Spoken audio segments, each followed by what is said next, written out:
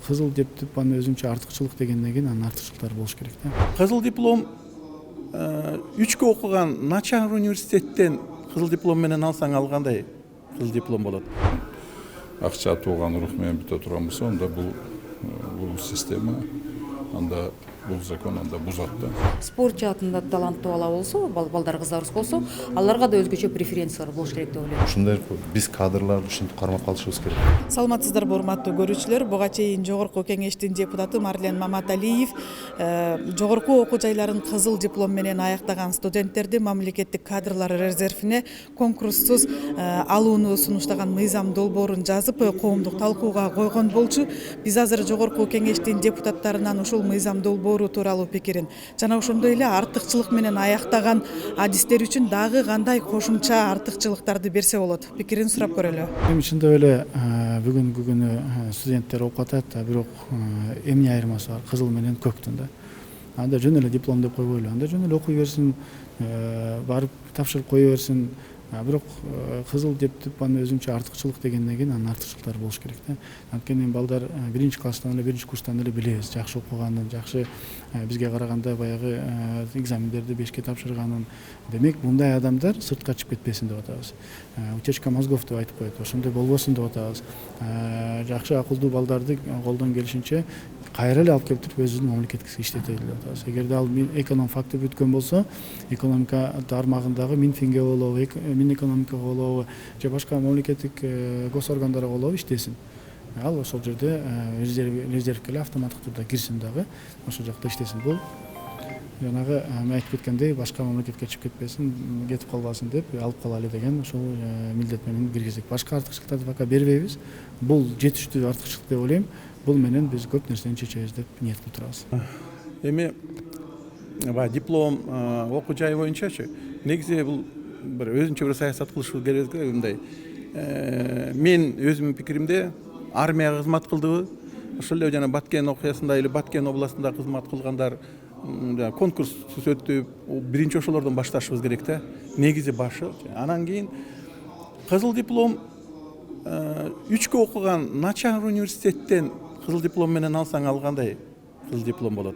Ошондуктан негизи мен оюмча ар бир бүгүн жанагы кызыл дипломдор менен өзгөчө бир шарт түзүш керек го дейм, потому что алар жакшы окуду да. Анан бүгүнкү күндө менин да бир уулум жакшы окуйт да, бирок түз жүрөт. Барып бирөө менен сүйлөшүп, бирөөгө акча берип, сүйлөшө коюп, интемдеги мен жумушка иштейм, айлык алам дейт. Анан биздин айлыктын эмелерин суммасын карагандан кийин айнып калат, мен иштебейм Кыргызстанга депчи, мынакей. Ошондуктан чын эле аларга бир дополнение кылышыбыз керек, өзгөртүү.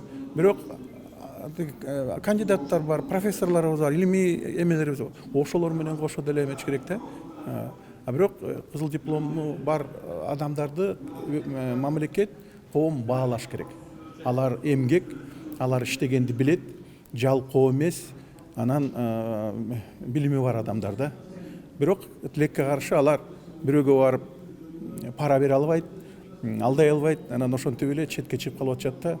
Так обязательно булар мындай конкурссуз жумушка алынышы керек.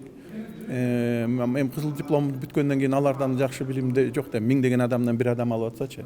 Ошондуктан эми булгарга өзгөчө башкача мамиле кылышыбыз керек да, өзгөчө. Мындай ошол балдарды стимулировать этиш үчүн, кызыктырыш үчүн мен ойлойм ушундай артыкчылык бериш керек.